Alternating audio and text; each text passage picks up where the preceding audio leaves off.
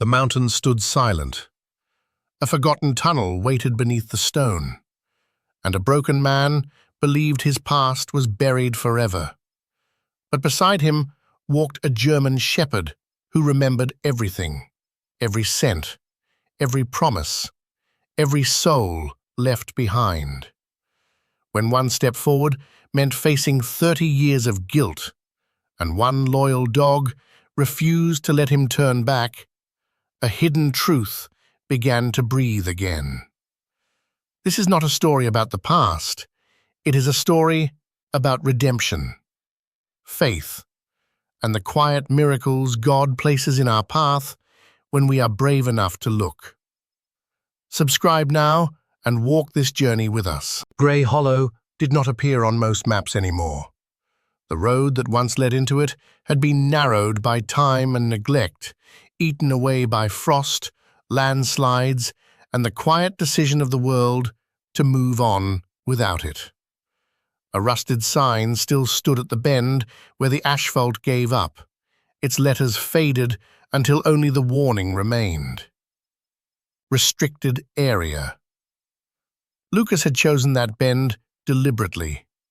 At 56, he lived in a small timber cabin set against the eastern slope of the mountains, close enough to the old tunnel to feel its presence, but far enough that no one passing through would ever notice him. The cabin had no internet, no television, and no reason for visitors. That was how Lucas wanted it. He had spent most of his life being found when people were lost. Now, he preferred to disappear. Each morning began the same way. Before dawn broke through the pines, Lucas would wake with his heart already racing, breath shallow, his body tense as if bracing for impact. The dreams always came before the light. Flickering images of darkness, collapsing stone, a headlamp swinging wildly against black walls. Sometimes there were voices. Sometimes there was only silence, heavy and crushing. He learned not to fight the waking. Lucas would sit up slowly on the edge of the narrow bed, boots already placed where his hands could find them without looking. The cabin was cold, even in late spring. Mountain air crept through every seam of the old wood, carrying with it the scent of wet soil and iron-rich stone from the hills. And then there was Cain.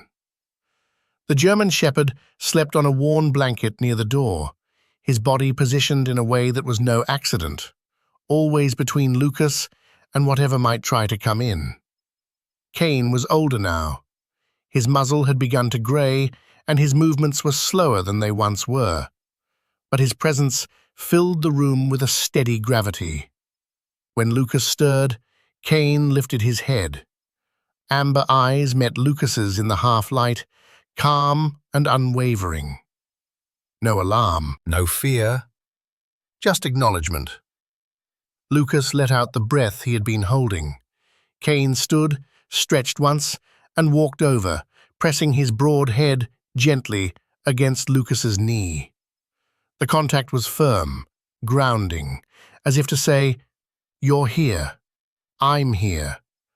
That's enough for now." It was always enough.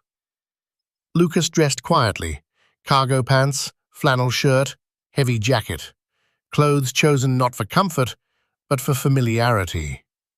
He moved through the cabin with the same methodical efficiency he had once used in the field. Nothing was rushed, nothing wasted. Outside, the forest was waking. Grey Hollow lay beneath a thin veil of fog, the kind that blurred distance and softened sound. Pine needles dampened Lucas's footsteps as he stepped onto the porch. Somewhere far off, water moved through rock, unseen but constant. The mountains loomed, dark shapes against the sky just beginning to pale.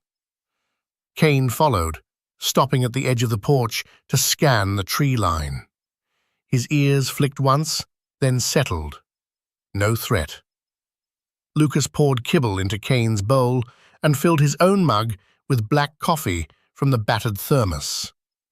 He leaned against the porch railing, watching steam rise and vanish into the cold air. From where he stood, he could not see the tunnel, but he could feel it. Mile away, hidden by brush and a natural curve in the mountain. It had been sealed decades ago, officially abandoned, unofficially erased. The locals rarely spoke of it.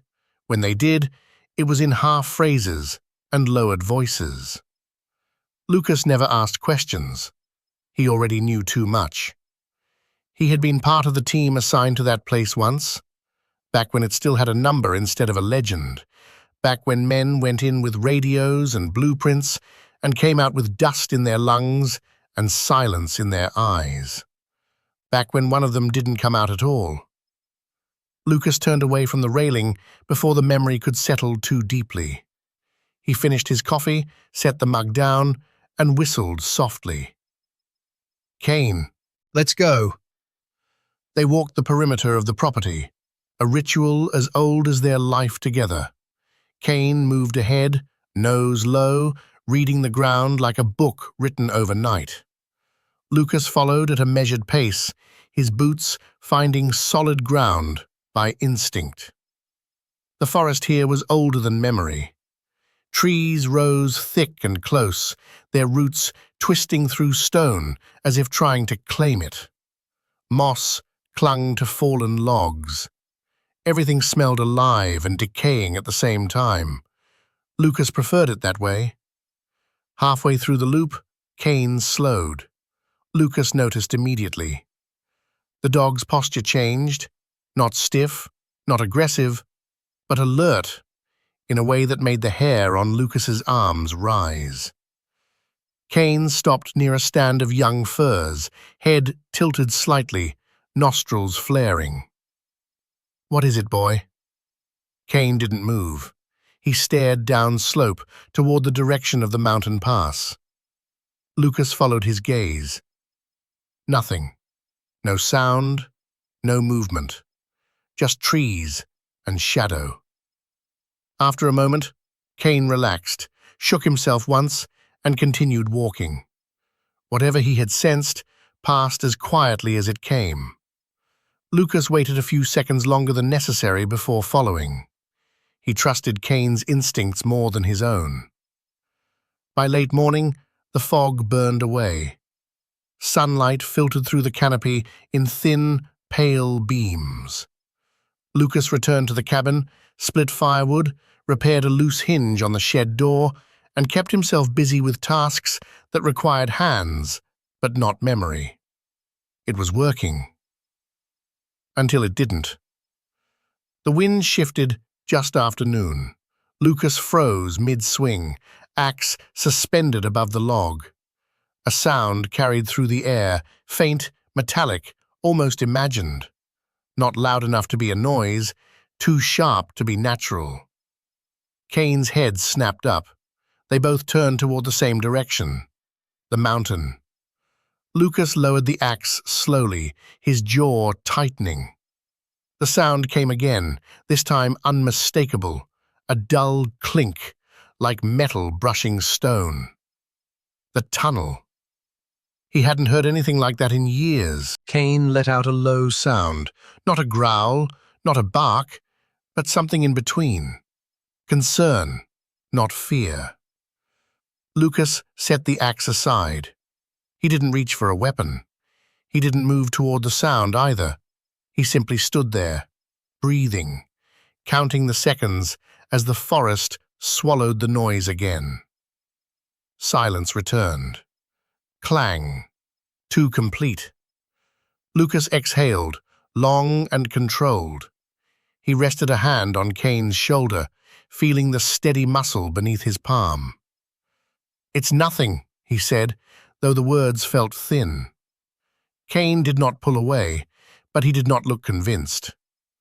That evening, as the light faded and shadows crept back between the trees, Lucas sat inside the cabin, cleaning his boots with slow, deliberate strokes. Kane lay near the door, eyes half closed, but his ears twitched at every distant sound. The tunnel remained unseen, unspoken. But for the first time in years, Lucas felt it watching him back. And somewhere, deep beneath the mountain, something long buried waited, patiently, for a man who had once walked away. Lucas did not sleep well that night. It wasn't a nightmare, not the kind that came with screaming wind or collapsing stone. This time, sleep was thin and shallow, as if his mind refused to cross fully into rest. Every sound carried weight. Every creak of the cabin felt intentional. Just before dawn, Kane rose without noise. Lucas felt it more than he heard it, the subtle shift of weight, the change in the air. His eyes opened at once. Kane stood near the door, head angled toward the mountains, body rigid but controlled. "What is it?" Lucas murmured. Kane did not respond the way he usually did. He did not look back. He simply waited. That was enough. Lucas dressed quickly, pulled on his boots, and opened the door. Cold air spilled inside, sharp and clean. Outside, the sky was pale gray, the sun still hidden behind the ridge. Fog hung low between the trees, drifting in slow, deliberate sheets. Kane stepped off the porch and moved down slope, not toward their usual path, but away from it. Lucas hesitated only a second before following. They walked in silence. The ground here was rougher, less traveled. Fallen branches lay half-buried in damp earth. The trees grew closer together, their roots breaking the surface like knuckles. Lucas felt the faint pull in his chest, the quiet resistance that came whenever he moved toward places he had trained himself to avoid. Kane did not slow. After nearly half an hour, the slope leveled out. The forest thinned, revealing a stretch of exposed rock running diagonally across the hillside. Moss clung to it in thick, uneven patches, broken only where stone showed through like old scars. Kane stopped. He lowered his head and began scraping at the ground with one paw. Lucas stepped closer. At first he saw nothing, just dirt, just stone. Then he brushed away the moss. Metal emerged beneath his fingers, a flat surface, cold. Edges worn smooth by time and weather.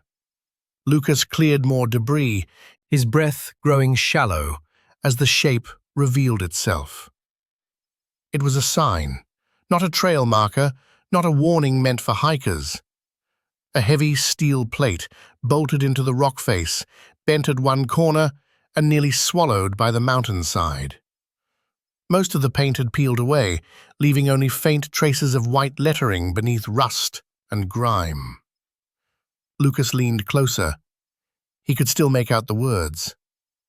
Project Site 17. Revoked. Pension.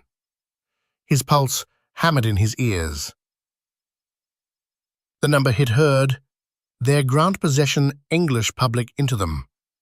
The first time the brevelat he had na rush the fuld and work project performing. His project, the number 17, it was verti Russian the court, but have removed the blow tellus and boat up. The mountainside, he said the breve lark. He was refurked. Lucas leaned closer. He could still make out the words wording into the project, but this itself's well for loose. His pulse hammered in his ears. It was permanent. The project 17 permanent. Permanence he expected. 17.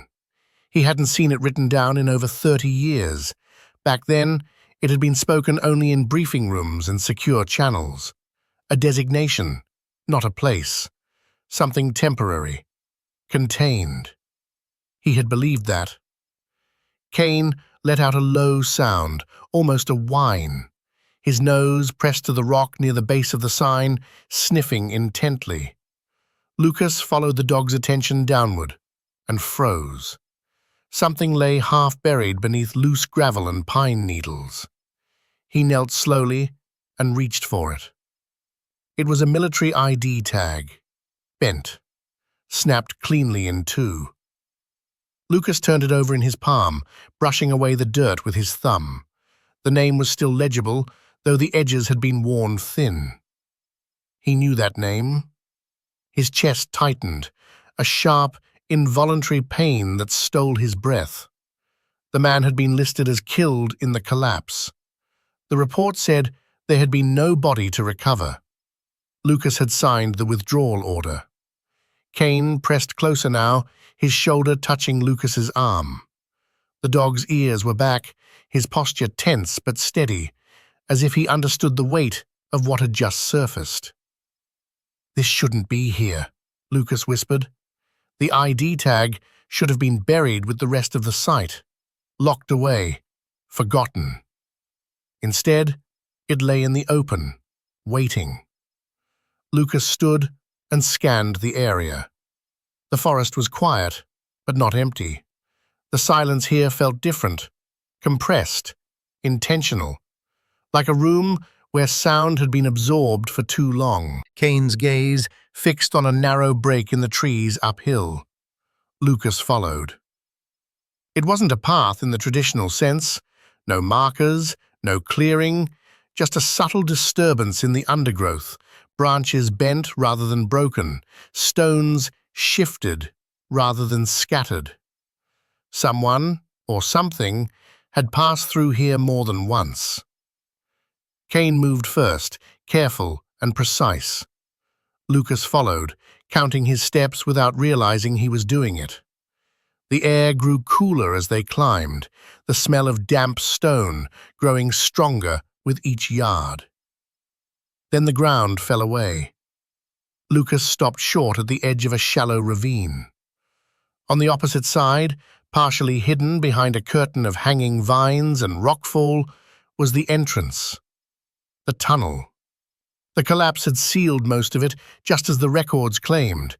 Concrete and stone had caved inward, creating a jagged wall where the opening used to be. But it was not complete. A narrow gap remained, no wider than a man's shoulders. Lucas felt a strange pull in his chest. Not fear, recognition. This was where it had happened. Kane did not approach the opening. Instead, he circled it, nose working rapidly. His tail was stiff, his movements sharp with focus. And then he stopped. A sharp snap echoed through the ravine. Kane yelped. Lucas moved without thinking. The dog had stepped into a wire snare, thin, nearly invisible against the stone. It had caught around his hind leg, pulling tight as he struggled. "Kane!"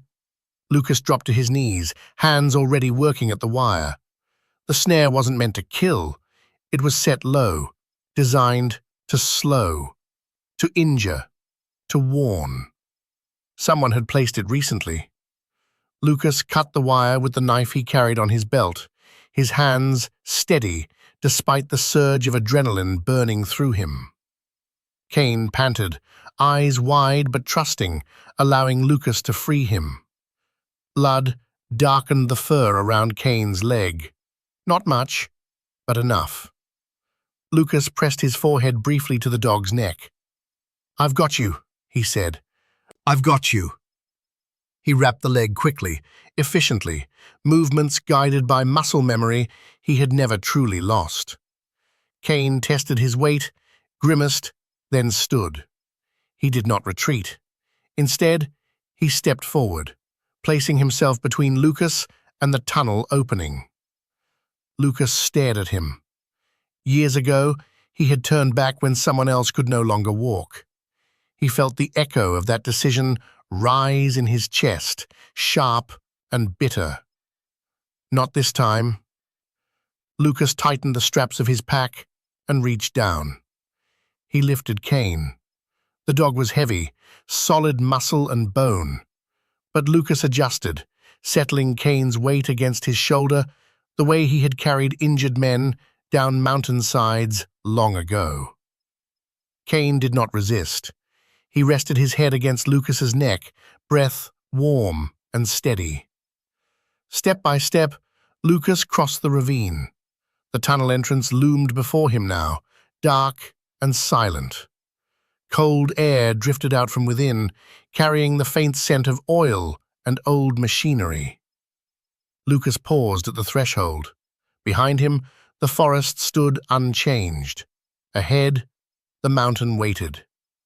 He took one breath, then another, and stepped inside. The air inside the tunnel was colder than Lucas expected. It was not the sharp cold of mountain wind, but something heavier, stagnant, metallic, carrying the faint scent of oil and damp concrete that had not breathed fresh air in decades. Each step Lucas took sent a hollow echo down the passage, the sound bouncing back at him in distorted fragments. He adjusted Cain's weight on his shoulder. The dog remained still, his breathing controlled, though Lucas could feel the tension in his body. Cain was alert, listening to everything, even now, even hurt. "Easy," Lucas murmured, more for himself than for the dog. The tunnel sloped gently downward, its walls uneven where stone had cracked through old concrete supports. Emergency lights lined the ceiling at long intervals. Most were dead, their glass shattered or clouded by dust. A few, impossibly, still glowed, weak amber circles trembling in the dark. Lucas frowned. Those lights should not have power, not after all these years. He moved forward carefully, boots crunching over gravel and fragments of fallen stone. Every instinct drilled into him over a lifetime of rescue work screamed caution. Tunnels were unforgiving places. Sound traveled too far. Space disappeared too quickly. And darkness had a way of pressing in on the mind. Cain shifted slightly, letting out a quiet breath through his nose. Lucas stopped. "What is it?" Cain's ears twitched. His head lifted just enough to scan the darkness ahead. Lucas followed his gaze. For a moment, there was nothing. Then, movement. Not fast, not sudden. Just a subtle change in shadow, like someone stepping back out of sight. Lucas's pulse quickened. "Someone's here," he whispered. Cain did not growl. He did not bark. His body went still, a living statue of attention. That worried Lucas more than any noise would have. He continued deeper, each step measured. The tunnel curved slightly to the left, narrowing as it descended. Old cables hung from the ceiling, swaying faintly in a breeze Lucas could not feel. Water dripped somewhere ahead, the sound slow and rhythmic, like a clock marking time that no one counted anymore. Lucas's shoulder began to ache. Cain was not light, and Lucas was no longer the man he had been at 30. Sweat formed beneath his jacket despite the cold. His knees protested with every uneven step. He ignored the pain. He had learned long ago that pain was not an enemy. It was information. The real danger was hesitation. As they rounded the bend, the tunnel widened into a chamber, large enough to have once held machinery. Rusted rails ran along the floor, disappearing beneath collapsed debris at the far end. A work platform clung to one wall, its railing bent and twisted. Lucas slowed. This place felt wrong. Not abandoned. Watched. Cain let out a low, strained sound, a warning threaded with discomfort. Lucas shifted him gently, lowering the dog onto the ground. "I need you on your feet," Lucas said quietly. Cain hesitated only a moment before standing. He favored his injured leg, but did not falter. his body angled forward, placing himself between Lucas and the deeper passage beyond the chamber. "Good," Lucas whispered. "Stay with me." They moved again. The chamber opened into another corridor, this one steeper, reinforced with newer concrete than the rest. Someone had been here after the collapse. Repairs, partial, careful, intentional. Lucas's mind worked through the implications. Someone had access. Someone had stayed. He reached the first door halfway down the corridor, a heavy steel slab, rusted but intact. A faded warning symbol was still visible near the handle. Lucas placed his hand against the metal. Cold, but not lifeless. He pulled the door open. Inside was a narrow room, lit by a single dim bulb hanging from exposed wiring. A table stood in the center, covered in dust, except where it had been wiped clean by recent hands. On it lay tools, old but maintained. A canteen. A folded blanket. Someone lived here, or waited here. Lucas felt a chill move through him that had nothing to do with temperature. Kane stepped forward, sniffing the air. His ears flattened, then lifted again, uncertain. Lucas closed the door quietly. "We're not alone," he said. They continued, the tunnel growing quieter as they descended. The walls pressed closer, the ceiling lowering just enough to force Lucas to hunch. His breathing echoed louder now, every inhale amplified by stone. Then it happened. A sound, sharp, sudden, rock shifting. Lucas reacted instantly, grabbing Kane and pulling him back just as a section of loose stone collapsed from the ceiling, slamming into the ground where they had stood seconds before. Dust filled the air. Kane yelped once, more startled than hurt. Lucas held him close, waiting as the dust settled. The silence afterward was absolute. Lucas's hands shook. Not from fear, from memory. The smell of dust, the sudden violence, the way sound vanished afterward, swallowed by earth. He closed his eyes. For a moment, he was not in Grey Hollow. He was back in the old tunnel, younger, stronger, standing at the mouth of a collapse with orders ringing in his ears and a man trapped beyond the rubble. "We can't get him out. We're losing the structure. Pull back." Lucas opened his eyes. Kane was looking at him, amber eyes dark with concern. Lucas pressed his forehead briefly against the dog's head, grounding himself in the present. "I didn't leave you," he whispered. "I won't." They moved again, slower now. The corridor ended at a heavy concrete wall, but something was wrong. The wall wasn't solid. A seam ran vertically down its center, faint but unmistakable. A hidden door. Lucas felt his breath catch. He examined the edges, fingers tracing the seam until he found it, a recessed handle disguised as part of the wall's texture. He hesitated. Once opened, there would be no pretending he hadn't come this far. Kane stepped forward and placed his nose against the seam, then looked back at Lucas. "Trust." Lucas pulled. The door opened with a low groan, revealing a space that should not have existed. Beyond was a control room, not large, but carefully constructed. Panels lined the walls, their surfaces scarred but functional. Screens sat dark but intact. A radio unit occupied one corner, wires running into the walls like veins. Lucas stepped inside slowly. The room smelled different. Less decay, more human presence. Paper, fabric, oil. And then he saw it. A chair positioned in front of one of the panels, and beside it, on a small metal shelf, A helmet. Military issue. Lucas's stomach tightened. He knew that model. He knew the scratches on its side. His hand hovered inches from it before he pulled back. Kane stood at his side now, body tense, but steady. The control room, he clearly remembered a calm, the start clear.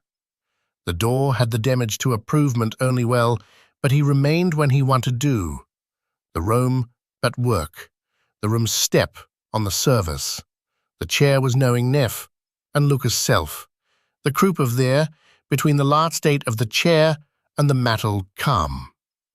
Lucas stuttered himself. The helmet, but fabric and poldovmet. He knew that model, he stood have know the muddle. A helmet. He knew that model. He knew that model. A helmet. He knew that model, but fabric and poldovmet. The room's stoller been true. The room stuppers, before he pulled back. The grope and have drank, and the fact the room, before he believed approaching. The model stood not on its side, tense but steady. The dog sniffed the helmet, then the chair, then the floor. His nose lingered at a spot near the far wall. Lucas followed. There, embedded into the concrete, was a small slot, empty now. A data port. Lucas exhaled slowly. This was not a hideout, it was a station. Someone had been monitoring something from here, recording, waiting. Lucas straightened, the weight of realization settling heavily in his chest. The tunnel had not simply been abandoned, it had been sealed. And what lay beyond this room, whatever truth it guarded, was still dangerous enough that someone had chosen to stay behind to protect it. Kane shifted, pain flickering briefly across his face before he steadied himself again. Lucas knelt beside him, checking the bandage. Blood had seeped through slightly, but the wound was clean. "You're doing good," Lucas said softly. "Almost there." Kane leaned into his hand. Lucas looked back at the control panels, at the helmet, at the door they had just passed through. For years, he had believed his past was buried, but the mountain remembered, and now it was asking him to remember too. Lucas closed the hidden door behind him. The sound it made was not loud, but it carried a low, grinding groan that seemed to sink into the walls and stay there, vibrating faintly under his boots. The tunnel beyond disappeared, swallowed again by shadow, as if the mountain itself were determined to seal them in. The control room was colder than the corridor outside, not from dampness, but from intention. This space had been built to endure. Concrete walls were reinforced with steel ribs. The ceiling was lower here, lined with cable trays and ventilation ducts that still breathed faintly, exhaling stale air in slow, measured pulses. Dust lay thick on most surfaces, but not all of them. Some areas were clean, used, maintained. Lucas took one careful step forward. Kane stayed close, moving stiffly but with purpose, his injured leg held just slightly off balance. He did not explore the room the way he usually did.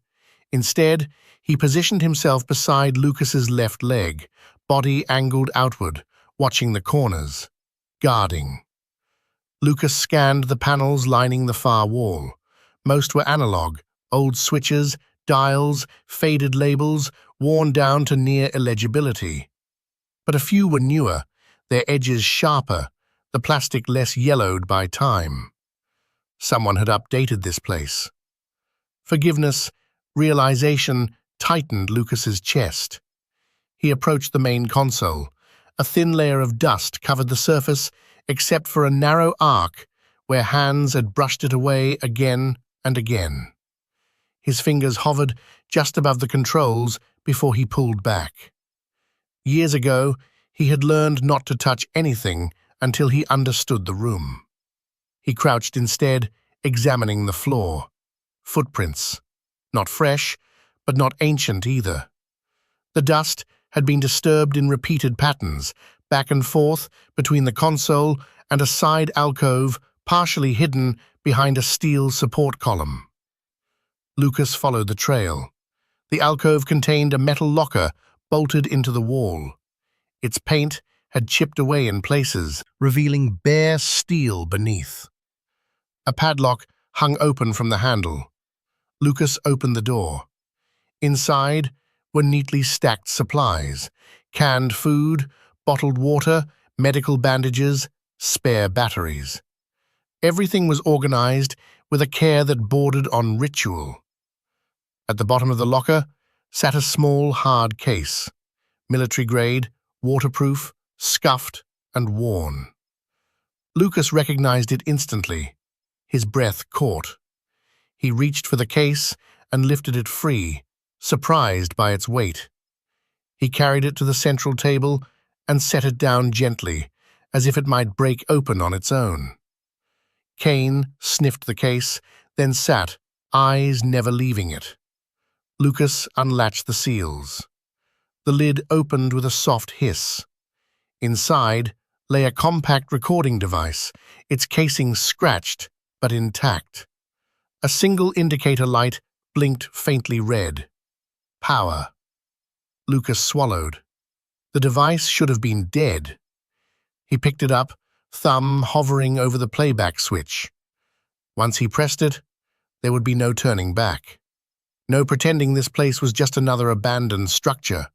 No returning to the quiet lie he had built his life around. Kane shifted, placing a paw lightly against Lucas's boot. Lucas looked down at him. "I know," he said quietly. He pressed the switch. At first there was only static, soft, uneven crackling that filled the room like breath caught between words. Lucas waited, heart pounding, counting the seconds. Then a voice cut through the noise. Rough, tired, but unmistakable. "If anyone is hearing this, then the fail-safes didn't hold." Lucas's knees went weak. He sat down hard on the edge of the table, gripping the device with both hands. The voice continued. "I don't know how long they'll keep this place sealed. Days, years, maybe forever." The speaker paused, coughing softly. "My name is Ethan Cole. If this recording survives, then I needed to be clear. This was not an accident." Lucas squeezed his eyes shut. Ethan, alive. The name echoed through him like a shockwave, tearing through decades of guilt in an instant. His mind raced backward, to the day of the collapse, to the report stamped KIA, to the empty space where a body should have been. Ethan's voice was older now, strained but steady. They pulled Lucas out, ordered the withdrawal. I know why he left. I don't blame him. Lucas's chest tightened painfully. "I survived the initial collapse," the recording went on. "I was trapped, injured, but alive. Before rescue could reach me, the order changed." A long pause followed. The faint sound of breathing filled the room. They sealed the site. Lucas opened his eyes.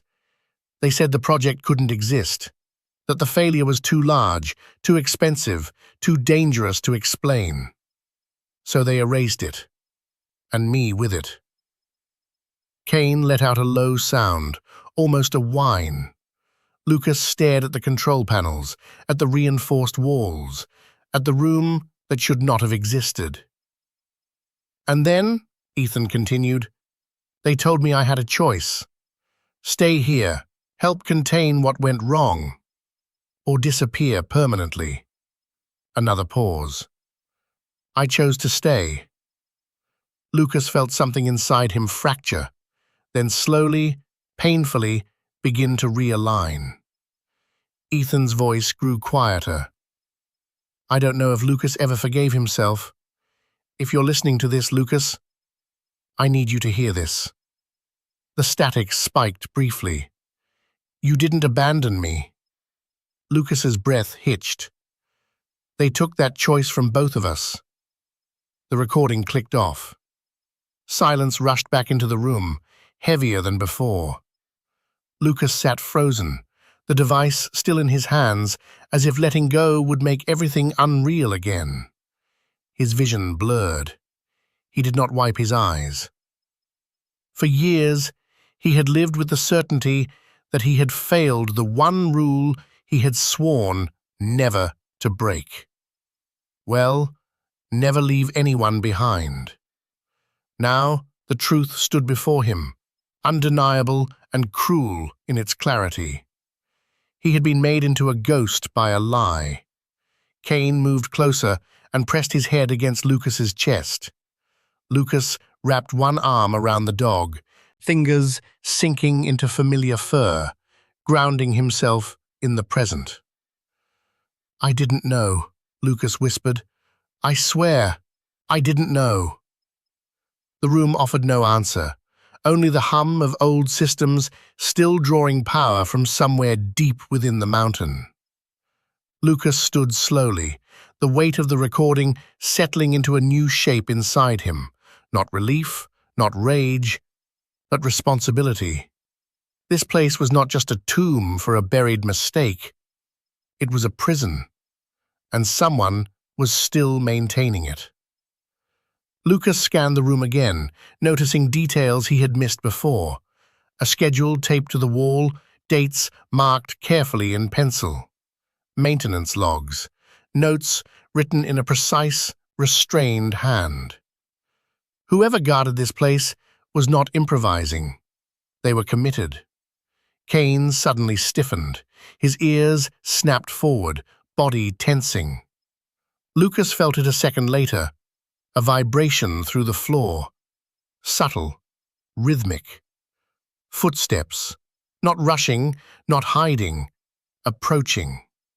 Lucas powered off the recording device and slid it into his jacket, heart pounding now for a different reason. He scanned the room for exits. The hidden door remained behind them, partially obscured by shadow. The footsteps grew closer, then stopped. A shadow passed across the frosted glass panel set high in the control room wall. Someone was standing just outside. Lucas positioned himself between Kane and the door, body angled, ready. He did not reach for a weapon. Not yet. A voice came through the wall, calm, measured, older than Lucas had expected. "You weren't supposed to find that." Lucas said nothing. "You should have turned back," the voice continued. "Most people do." Kane growled softly, low in his throat. Lucas raised one hand, not in surrender, but in warning. "I'm not here to destroy anything," Lucas said evenly. "I'm here because the truth survived longer than your silence." The shadow shifted. For a long moment, neither side moved. Then the voice spoke again, quieter now. "The truth is heavier than you think." Lucas tightened his grip on the strap of his pack. "So is carrying a lie for 30 years, he replied. The shadow retreated slightly. The footsteps moved away. Lucas exhaled, slow and controlled. Whoever guarded this place was not ready to face him yet. But the door had opened, and nothing sealed for that long stayed hidden forever. The footsteps did not return right away. Lucas stood motionless in the control room. Kane pressed close to his leg, both of them listening to the quiet hum of systems that should have died decades ago. The mountain felt different now, not hostile, not welcoming, but alert, as if it had finally acknowledged their presence. Minutes passed. Then, the hidden door slid open again. The person who stepped inside was not what Lucas had expected. She was older, late 60s, maybe early 70s. Her hair, once dark, had faded to a thin silver, pulled back into a practical knot at the base of her neck. She wore a heavy work jacket, patched at the elbows, sturdy boots worn smooth at the soles, and gloves that had been repaired more times than replaced. No weapon, no armor, just a flashlight in one hand and a calm, measured expression that had learned patience the hard way. Kane stiffened. The woman stopped immediately, lowering the flashlight and taking a single step back. "It's all right," she said quietly. "I won't come closer." Her voice carried no fear, only caution. Lucas did not move. "Who are you?" he asked. She looked past him briefly, eyes flicking toward the console, the table, the open locker. Understanding crossed her face, slow and heavy. "So," she said, "you found the room." Lucas said nothing. "My name is Margaret Hale," she continued. "I was the senior systems engineer assigned to Project Site 17. The words settled between them. "You stayed," Lucas said. "Yes," Margaret replied. "Someone had to." Kane growled low in his chest, not aggressive, but protective. Margaret's eyes dropped to him, softening despite herself. "He's hurt," she said. "You did well with the bandage." Lucas felt a flicker of surprise. "You've been watching us." "I've been watching the tunnel," Margaret corrected gently. "For a long time." She took a breath, then gestured toward a metal stool near the wall. "If you're willing, I'd like to sit. Standing makes these conversations harder than they need to be." Lucas hesitated, then nodded once. Margaret sat slowly, as if every movement had been negotiated with old joints and older memories. She rested her hands on her knees, palms open. "I know what you heard," she said, "and I know what it means to you." Lucas's jaw tightened. "You knew he was alive." "Yes." "And you let me believe he was dead." Margaret did not flinch. "I didn't let you believe anything. I wasn't given that authority." Lucas stepped forward before he could stop himself. Kane shifted with him, placing his body between Lucas and Margaret instinctively. "You kept him here," Lucas said, his voice low. "You helped erase him." Margaret met his gaze steadily. "I helped keep him alive." The words landed harder than any accusation. "You sealed the tunnel," Lucas said. "You trapped him." "I prevented the mountain from killing him," she replied, "and I prevented the truth from being buried under panic and scapegoats." Lucas shook his head. "By burying it under silence?" Margaret exhaled slowly. "By keeping it intact." She leaned forward slightly. "You saw the systems, the power, the logs. Do you think any of that happened by accident?" Lucas did not answer. "Project Site 17 wasn't just a tunnel," Margaret continued. "It was an experimental infrastructure test, materials, methods, containment protocols that weren't ready for the scale they attempted. When it failed catastrophically. And instead of owning it," Lucas said, "they erased it." "Yes," Margaret said simply, "because owning it would have destroyed lives that had nothing to do with the decisions that caused the failure." Lucas felt anger rise, hot and sharp. "So you decided who deserved to be destroyed instead?" Margaret's expression tightened, not in anger, but in pain. "I decided that the truth needed a guardian," she said, "not a release." Kane shifted, his injured leg trembling slightly. Lucas knelt without thinking, adjusting the bandage, grounding himself in the familiar task. Margaret watched quietly. "When Ethan survived the collapse," she said softly, "the first instinct from above was to recover him. Then the reports came in. Structural instability, secondary failures, evidence that the design flaws went deeper than anyone had admitted." Lucas stood again. "They sealed the site," Margaret continued, "declared it unsalvageable, classified the failure, And then they realized something worse. Lucas waited. They realized Ethan knew too much, she said. Not just about the collapse, but about the shortcuts that led to it. So they hid him, Lucas said. They protected him, Margaret corrected, from becoming the only name attached to a failure that belonged to many. Lucas laughed once, bitter. You call that protection? Margaret's voice dropped. He was given medical care, supplies, communication. He chose to stay when he understood the alternative. Lucas's breath caught. Yes. The word echoed. Lucas thought of the recording, of Ethan's voice. I chose to stay. You let him record that message, Lucas said. Margaret nodded. In case someone like you came. Someone like me? Someone who would listen, she said, not to assign blame, but to carry the truth responsibly. Lucas stared at her. You don't get to decide that. Margaret's gaze sharpened. Neither do you. Silence stretched between them, thick and heavy. Kane let out a quiet huff, leaning into Lucas's leg. Lucas rested a hand on his head, drawing strength from the simple, undeniable reality of the dog beside him. What happens now? Lucas asked. Margaret looked toward the wall, toward the hidden layers of the mountain beyond. That depends on you. You've been keeping this secret for 30 years, Lucas said. At what cost? Margaret's shoulders sagged slightly. At every cost. She met his eyes again. I stayed when everyone else walked away. I watched this place decay. I fixed what I could.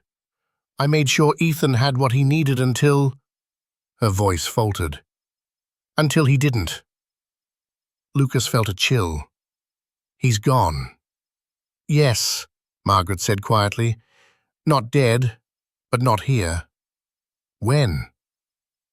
Years ago, she replied, when it was safe enough for him to disappear without being noticed.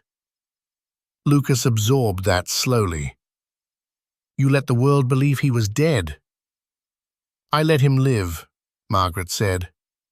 Kane suddenly lifted his head, ears pricked. Lucas felt it too, a distant vibration, deeper than footsteps. Sirens, far away. Margaret closed her eyes. You didn't come alone. Lucas did not deny it. I didn't call them, he said, but I didn't hide from them either. Margaret stood, movements slower now, heavier. Then the mountain's silence is finally ending. She walked to the console and began shutting down systems one by one. Lights dimmed. The hum softened. What are you doing? Lucas asked. Making sure the truth survives the noise, she replied. Not as a weapon, as a record. She turned back to him. You're going to take what you found and give it to people who will want simple answers. Lucas said nothing. They'll ask for heroes, Margaret said, and villains. And you? Lucas asked. She smiled faintly. I'll be a footnote, or a mistake. I can live with either. Kane stepped forward, limping but determined, placing himself between Lucas and Margaret, not threatening, but present. Margaret knelt carefully and extended a hand. Kane sniffed it, then allowed her to touch his head. You're a good dog, she said softly. Lucas felt something shift inside him. This isn't over, he said. Margaret nodded. It never is. Outside, the sirens grew closer. Lucas took one last look at the room, the machines, the logs, the quiet order imposed on chaos. He turned toward the door. Behind him, Margaret remained standing alone, the final guardian of a truth that had waited far too long to be heard. The sirens never reached the tunnel. They stopped somewhere above, muffled by layers of rock and earth, as if even the world outside hesitated to intrude too violently on what had been buried for so long.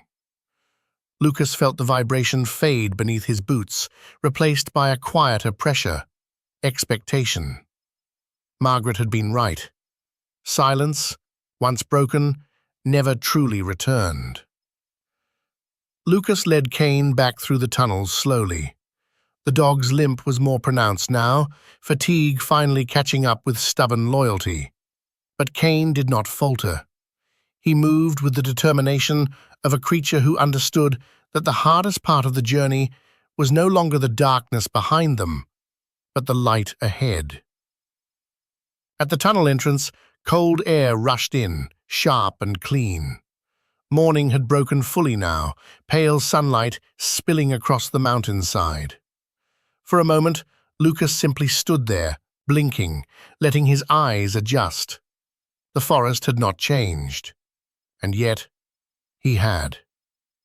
Several figures waited near the perimeter: search and rescue personnel, local authorities, people who spoke in low voices and kept their distance when they saw Kane's injury and the look on Lucas's face.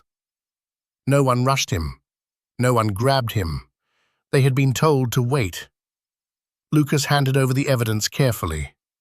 The recording device. Copies of the logs Margaret had prepared. Not everything, just enough. Enough for the truth to survive scrutiny without being twisted into spectacle. He spoke only when asked. When the questions turned sharp or impatient, he stopped answering. "Talk to the committee," he said calmly. "Not me." By the time Kane was placed gently into the back of a vehicle, headed for the nearest veterinary clinic, Lucas felt the first true wave of exhaustion wash over him. Not the bone-deep fatigue of physical strain, but something older, the weariness of carrying a lie that was never his to begin with. Days passed. Lucas remained in Grey Hollow. He did not flee. He did not hide. He walked Kane each morning once the dog was cleared to move again. Slower now, gentler routes chosen with care. The tunnel was sealed once more, but this time not erased. A marker stood nearby, temporary, official, undeniable. Project Site 17, under review. The investigation unfolded the way investigations always did, unevenly, noisily, full of resistance. Some wanted names, others wanted the story to end quietly. Lucas refused both extremes. He testified once. Only once. He spoke of what he knew, and just as importantly, of what he did not. He did not speculate. He did not accuse. He did not absolve. He told them one thing, clearly and without compromise. No one should have to disappear to protect someone else's mistake. That sentence traveled farther than he expected. Weeks later, confirmation came quietly, delivered not through headlines, but through a secure call from a man whose voice Lucas recognized immediately. Ethan. Older, calmer, alive. They did not speak long. There were no dramatic apologies, no emotional confessions, just acknowledgement. "You carried it longer than you should have," Ethan said. "So did you," Lucas replied. There was a pause, then a faint smile in Ethan's voice. "I heard about the dog." Lucas glanced down at Kane, who lay stretched out in the afternoon sun, eyes half closed, tail thumping once against the porch. "He carried me too," Lucas said. When the call ended, Lucas sat in silence for a long time. The mountain no longer felt like a weight on his back. It felt like ground beneath his feet. Margaret chose not to disappear. She faced the consequences of her decisions without bitterness or defense. Some called her a hero, others called her reckless. She accepted neither label. "I stayed," she said in her statement. "That's all." And that, it turned out, was enough. By autumn, Grey Hollow looked different, not transformed, just opened. A small structure stood near Lucas's cabin now, simple and functional. A place for training, for preparation, for teaching people how to move through wilderness without losing themselves to it. Lucas never called it a program.